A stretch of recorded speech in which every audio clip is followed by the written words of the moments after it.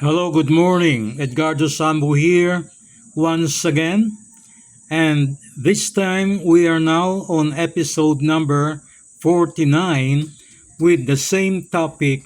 Can science prove the authenticity of the Bible? And the topic for today under this category is Earth floats freely in space and fingerprints. As you would have noticed, I wasn't able to do my blog for 2 months because I'm sorry I was indisposed. I had some operations done in my physical body, but as of now, I'm already okay. So here we go again. With this title, Earth Floats Freely in Space, in the book of Job, chapter 26, verse 7, it states, He spreads out the northern skies over empty space. He suspends the earth over nothing. In the book of Job, it was written that God suspends the earth over nothing. This means that nothing is supporting the earth in its regular position. Of course, during the time of Job, nobody could prove this because how can they prove this when they could not even leave the earth and go in space? But as what I had said, the astronauts way back in 1969 were able to go to the moon and were able to photograph the earth. And the pictures did show that the earth was rolling or the earth was floating freely in space without anything supporting it. Once again, science was able to prove what the Bible had stated, that the earth is really freely floating in space. It is very clear that a long time ago, almost more than 2,000 years ago, the Bible had already stated that the earth was floating freely in space without nothing supporting the earth or holding the earth in its normal position. How can that be? The earth floating freely in space. How can anybody do that? Of course, with God, nothing is impossible. God was able to let the earth float freely in space with nothing supporting earth. Sounds impossible? No. But with God, that is possible. And this was proven when the astronauts went to the moon and they photographed the earth from the moon, and it shows that the earth was freely floating in space with nothing supporting it. And that is really very awesome and very interesting. And this time, science had proven the authenticity of the Bible. Science had proven that the earth is floating freely in space with nothing supporting it or holding it in space. So there's no doubt about it. Videos and pictures had been taken from the moon that the earth was photographed, that the earth was videoed, that the earth was floating freely in space. So for my Bible-believing Christians, Please be informed, and please do not doubt that when the Bible said that the earth was floating freely in space, the Bible was totally correct, because science had proven it, that our earth, where we are living right now, is really floating freely in space. This time we are going to the topic with the title Fingerprints. In the book of Job again, chapter 37, verse 7, it states, "He sealeth up the hand of every man, that all men may know his word." The word "he" here is God the Father himself. And it says that God the Father had sealed up the hand of every man, that all men may know his worth. Excuse me. This verse in the book of Job is speaking of fingerprints. God had put a mark on each of us on our fingers, which we now call in our time as fingerprints. And what is so amazing about this is that there are no same fingerprints on man. Each individual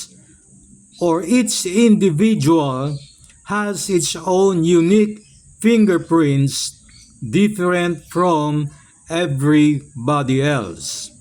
Of course, during the time of Job, they never understood this. But science had proven that this verse is true.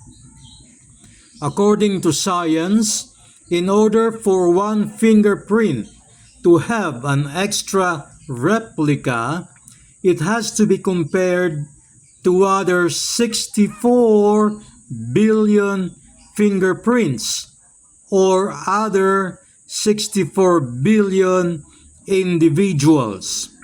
I could assure you at this point in time that your own fingerprints do not have any replica, since the world's population haven't reached its 64 billion mark yet.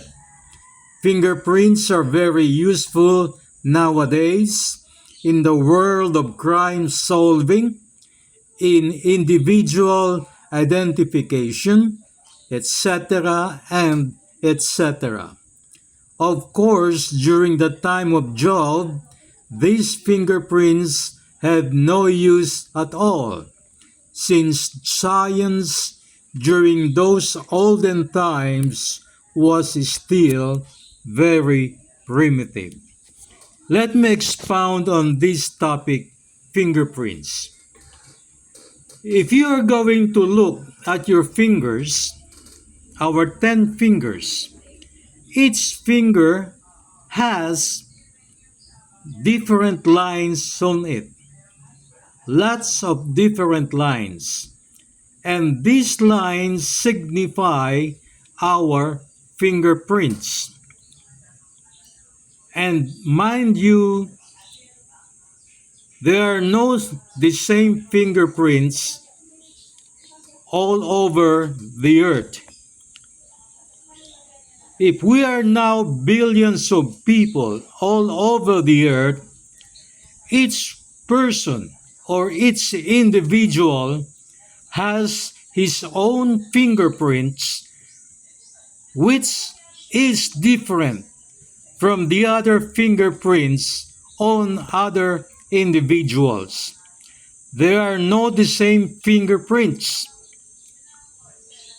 on different individuals.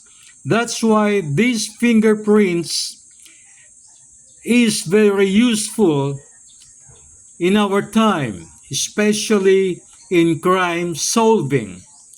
Because if the murderer or if the culprit had left his fingerprint on the crime scene and the police were able to extract this fingerprint, they would compare this to other fingerprints on their computer database, and if this fingerprint had been recorded on this computer database, then they could identify the culprit or the murderer right away based on this fingerprint.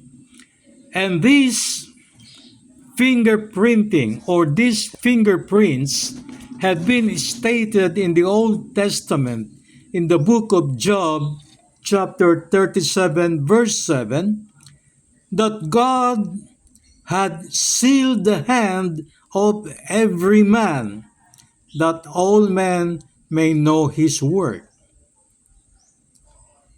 This seal that man had received on the book of Job is what we call in our days now as fingerprints. And mind you, before a single fingerprint could have the same fingerprint on other individuals, the world's population first had to reach about 64 billion people. And that's the only time that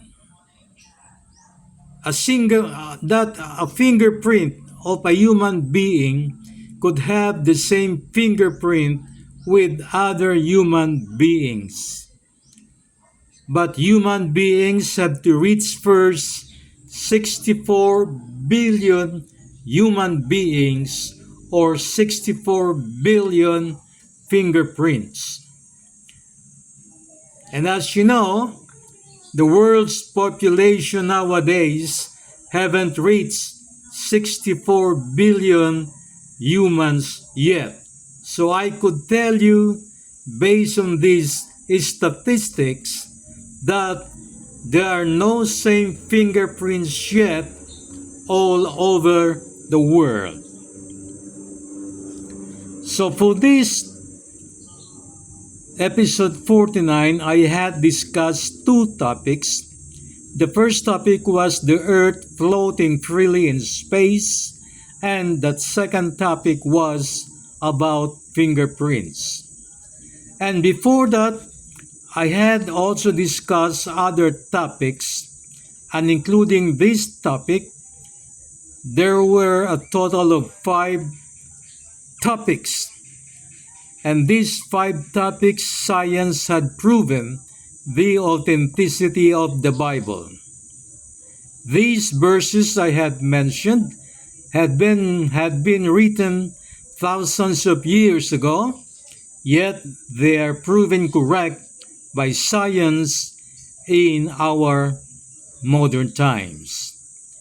May these explanations strengthen our belief in the Bible, that the Bible is not an ordinary book. Many prophecies have been written in the Bible, and these prophecies have already taken place. So, if you had read prophecies in the Bible, most of these prophecies had already taken place, and most of these prophecies had been had been proven by the Bible, especially these incidents which I had mentioned: Earth floating freely on space and fingerprints. So my fellow Bible-believing Christians, please do not doubt what are written on the Bible, because what were written on the Bible are mostly the words of God. And when we say the words of God, we know all along that it is impossible for God to lie. So these words of God are actually perfect and true. If you are willing to subscribe on my blog, just go to the word search on your TV screen and print my name, Edgardo Sambo, and YouTube will provide you all the blogs that I had recorded. I usually do my recordings once every 3 weeks or once every 2 weeks. In the meantime, I would say that may God bless us all, and please wait for my oncoming blog 3 weeks from now.